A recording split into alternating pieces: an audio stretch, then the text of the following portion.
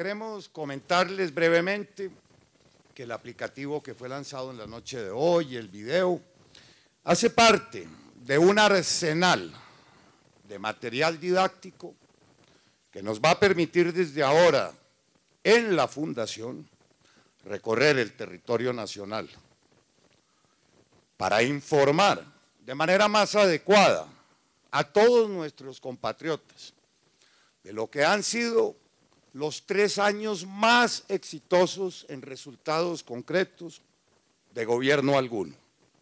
Sabemos bien que en Colombia cada día se hace más exigente la medición de resultados, pero la tarea de la Fundación, la primera, será divulgar estos logros como bien nos lo hemos propuesto.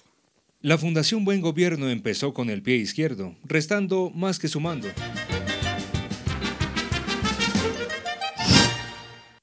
verdad es que no se puede ser jefe de debate o jefe de un centro de pensamiento y dedicarse, como usted dice, por las tardecitas y también por las mañanitas a reconstruir su movimiento, que es Cambio Radical.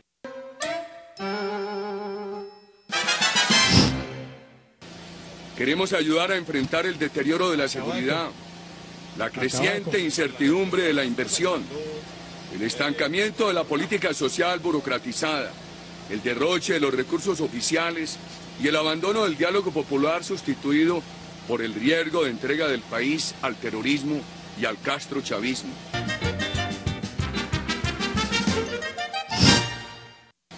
¿Podrá Santos cerrar las grietas que hay en la unidad nacional?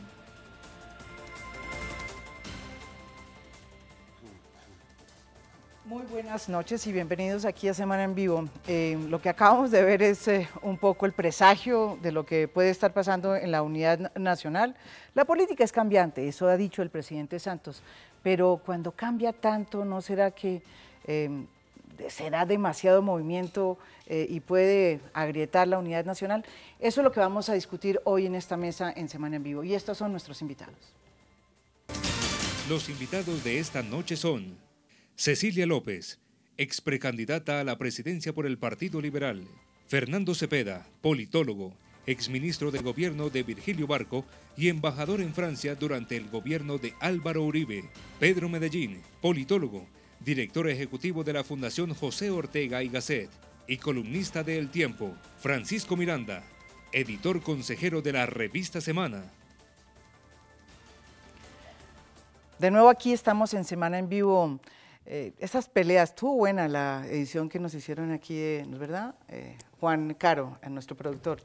Un saludo a Juan Caro y además una felicitación porque nos estuvo interesante la rapiña que se está dando en la unidad nacional. Yo comenzaría por usted. Santo Dios, santo Dios, santo Dios. Bueno, ¿qué es lo que está pasando? Usted que es profesor, o por lo menos fue profesor de nosotros. Sí. Explíquenos, profesor, ¿qué es lo que está pasando Mire, en la unidad nacional? No, pero en general, yo le diría a María Jimena que estamos presenciando, no de ahora, pero ya de hace un buen rato, una trivialización de la política. Además, un alejamiento de los políticos con respecto a la ciudadanía, a sus aspiraciones, a sus demandas, a sus problemas.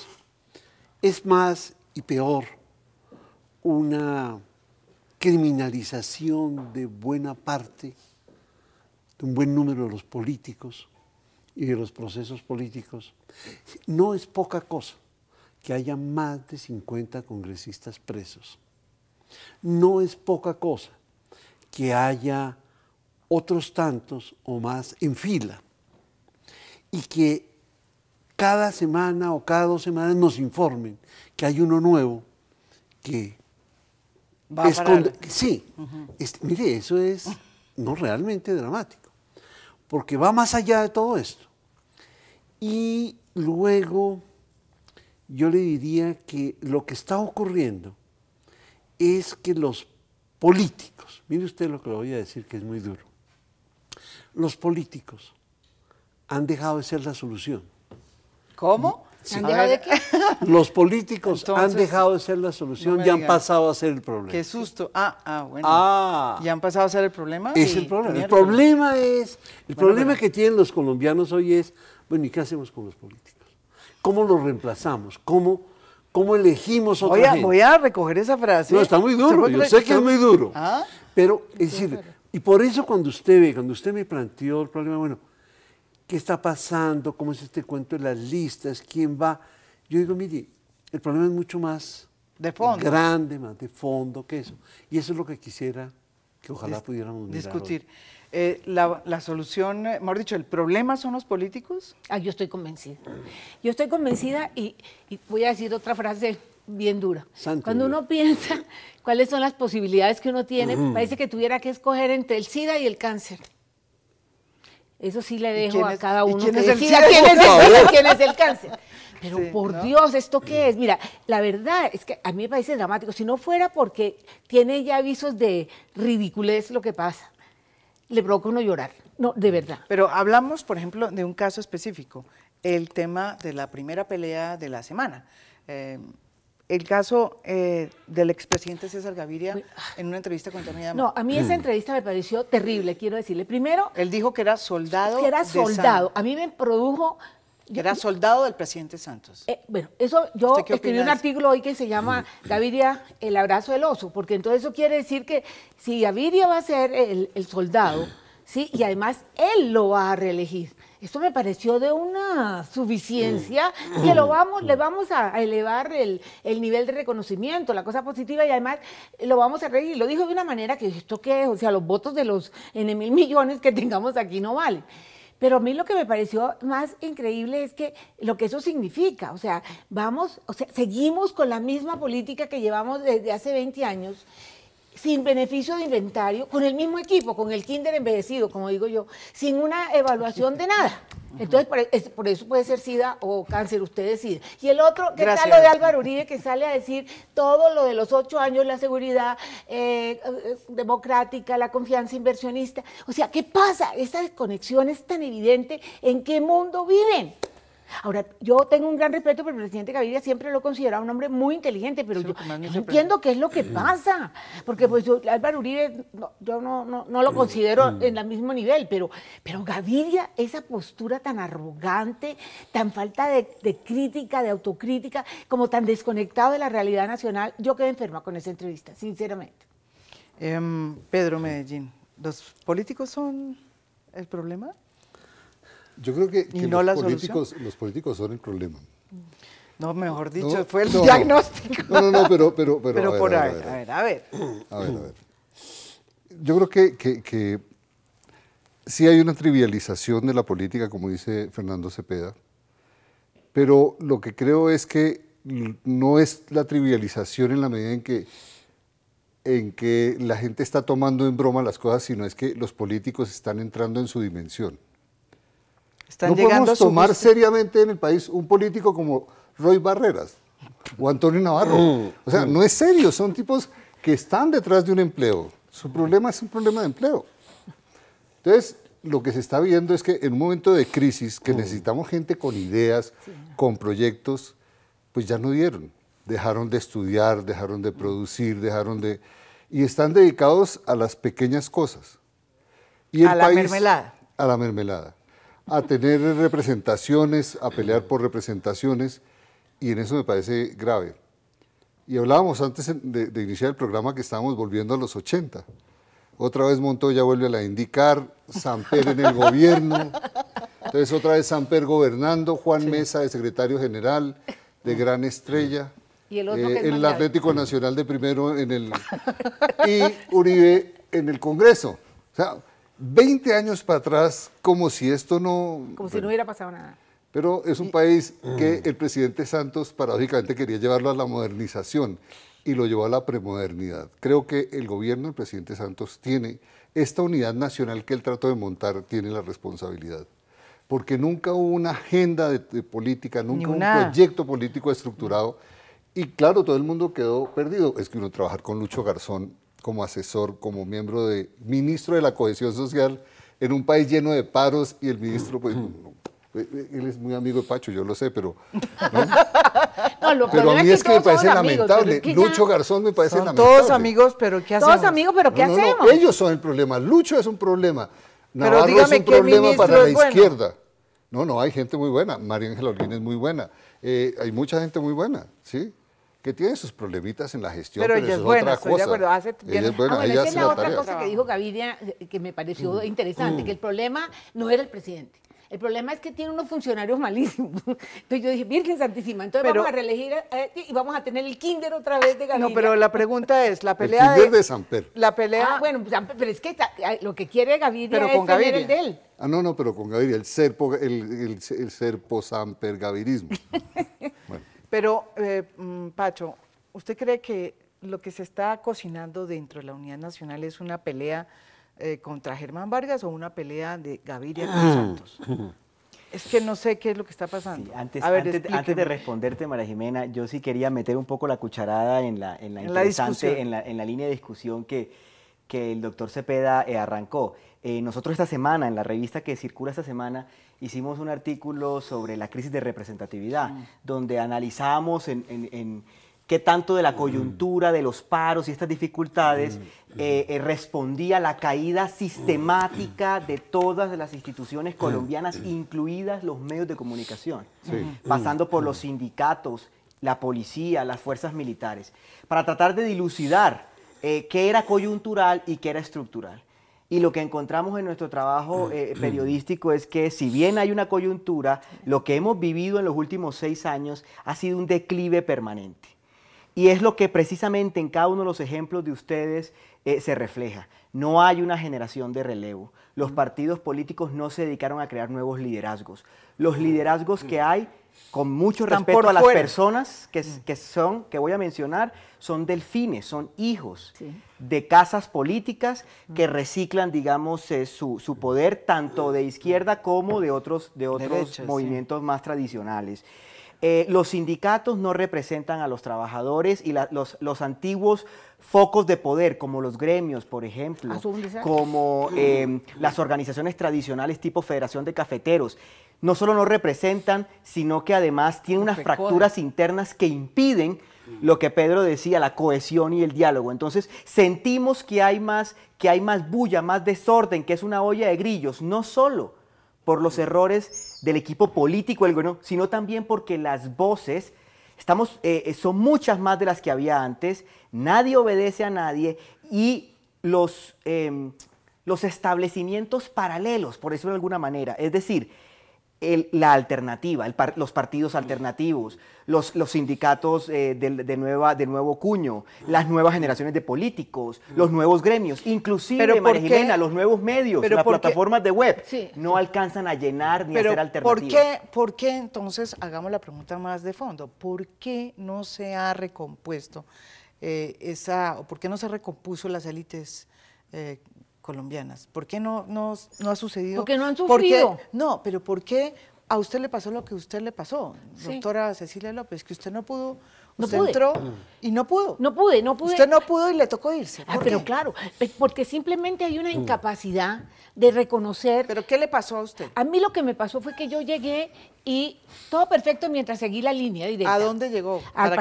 Bueno, cuando llegué al Partido Liberal, pues yo nunca había sido una militante, pero cuando llegué, empecé a ver una manipulación. A mí me dijo el presidente Gaviria en febrero del año de las elecciones que el candidato del Partido Liberal iba a ser Pardo. Y yo le dije, yo quiero meterme. Y me dijo, tienes que estar lista para renunciar cuando veas que no vas a sacar ni siquiera los votos que sacaste para el Senado. Le dije, pues yo me voy a meter. Y cuando llegué a estar en una encuesta de segunda, de pronto se empezó a desmoronar la cosa. Y empecé a ir a muchos sitios en que me decía, ¿y usted quién es?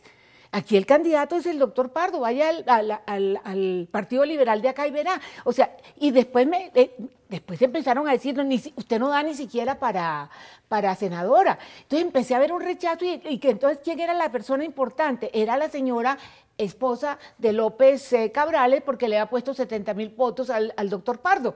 Entonces era mucho más importante. Entonces dije, no, momentico, si aquí la cosa es así, yo no tengo votos, pero tengo otras cosas, y eso no se valora después de que Gaviria dijo que mi debate de Carimagua había sido espectacular y lo que quiera. Dije, eso no sé. Entonces lo que sentí era que, como uno no sigue en la línea, no tiene chance. Entonces dije, me voy, no tengo nada que hacer aquí. Después me voy para pido la palabra y me pasa lo mismo con Navarro y con Fajardo. No, esto sí es para llorar. No, pero es que hay un tema. O sea, ¿qué está pasando? Hay un rechazo a alguien que quiera ser un poquito más independiente, que tenga ideas propias. Ese es el problema. problema. En este país salirse de la fila tiene un costo muy alto y eso es lo que me ha pasado a mí. Afortunadamente, gracias a ustedes, no me he salido, por lo menos no estoy en esa fila, pero estoy en otra, ¿no? Claro, pero mira. A ver, mira profesor Cepeda. Iniciamos con el tema de los políticos realmente no son la solución y lo más grave, no ofrecen solución. Es que es peor. Dos, para seguir la línea aquí de nuestro colega, Francisco, el gran problema es el de la representación. Y eso quedó tan evidente, es que explotó en el caso de la protesta social. No es que no lo supiéramos de antes, pero es que explotó, porque fue tan evidente que los congresistas no representaban nada. Ni los partidos, ni los gremios. Ni los partidos, ni los gremios. Sí. Y que los gobernadores, los alcaldes, los diputados, los concejales no aparecían. Es decir, después, por ejemplo, de la crisis del Catatumbo, uno esperaría, ¿no? Uno esperaría que supiéramos el nombre del gobernador de Santander. No, es que no estuvieron. Ah, bueno, es que no aparecían. No aparecían. No, es que no aparecieron y yo le quiero decir, paradójicamente quien terminó arreglando el asunto fue el expresidente Samper. Así es. Cosa curiosa, porque entraron los primeros senadores, tanto el senador Corso como el senador Cristo. Al final. Y al final, pero los mismos campesinos y los mismos líderes campesinos dijeron no a Lucho, no a José Noé Ríos. Sí. No queremos eso porque ya y entró un nuevo factor que fue nuevo y que fue Piedacordó y realmente el presidente ahí está Samper. el tema. Imagínense. ¿A quién representan los representantes a nivel nacional, departamental, municipal? Se representan a ellos mismos y cada día más a ellos mismos. Y claro, el país ve eso, los ve peleando por sus cosas, los ve peleando por sus feudos, los ve peleando por cosas triviales, no se sienten representados, no hay intermediación, como dije en algún programa, no hay sistema político, no hay sistema político. Pero ¿por qué siguen siendo elegidos, padre? Yo creo que una de si las no razones, representan, ¿por qué siguen siendo elegidos? La crisis de representación es una expresión de un problema además de fondo.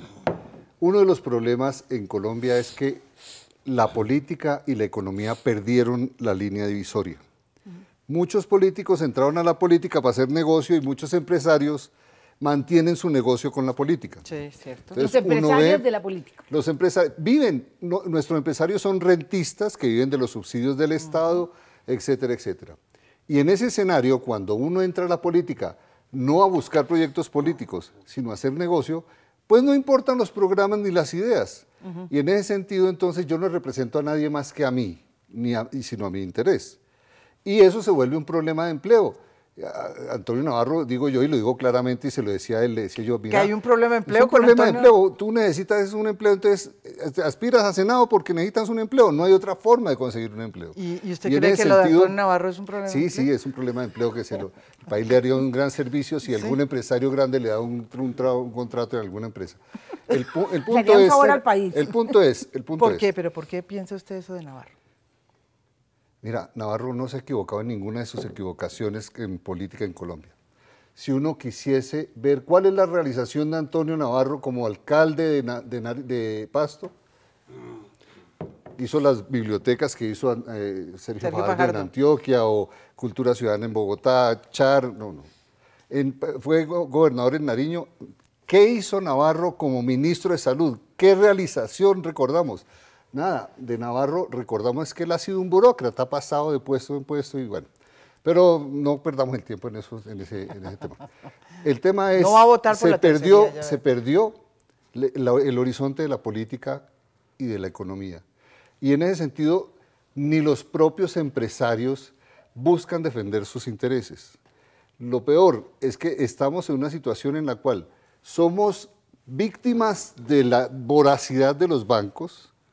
Vemos cada día que en las calles, producto de la resistencia de los bancos a hacer cosas que tienen que hacer en el mundo moderno, matan gente porque tienen que sacar dinero en efectivo de un lado a otro, tenemos que pagar hasta la última acción que nos piden los bancos, y estamos en manos de rentistas y mercanchifles que son los que tienen el control de la economía. Entonces, en ese escenario, hacer política y hacer empresa es muy difícil. Nadie hace empresa si no tiene el favor del Estado. Nadie hace política si no tiene un negocio en perspectiva. Pero hay una cosa peor. Pacho. Después yo quiero opinar sobre eso. Pacho.